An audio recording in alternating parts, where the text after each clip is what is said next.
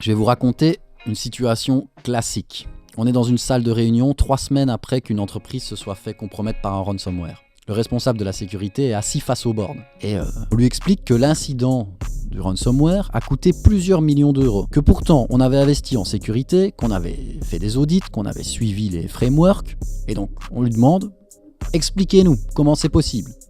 Le responsable de sécurité, il essaye d'expliquer, il dit l'attaquant a utilisé des techniques avancées, on a fait ce que l'industrie recommandait comme bonne pratique, c'est difficile à expliquer quoi.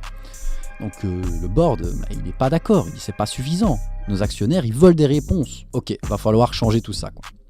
Donc en général, 3 mois plus tard, le responsable, il démissionne, pas parce qu'il était incompétent, pas parce qu'il n'avait pas investi ou que la société n'a pas voulu lui donner des budgets pour la cyber, mais seulement parce qu'il ne pouvait pas prouver qu'il avait fait tout ce qu'il avait pu faire. Donc la vraie question à se poser, si vous êtes le responsable de la sécurité d'une entreprise et que vous étiez dans cette réunion demain, c'est est-ce que vous pourriez vous dire on avait testé comme un attaquant, on connaissait nos failles et on savait ce qu'il fallait faire pour les corriger, ou alors on les avait corrigées.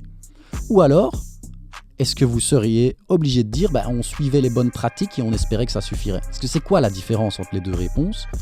C'est celle qui vous protège en fait, vous, votre responsabilité. Donc la solution en fait elle est très simple.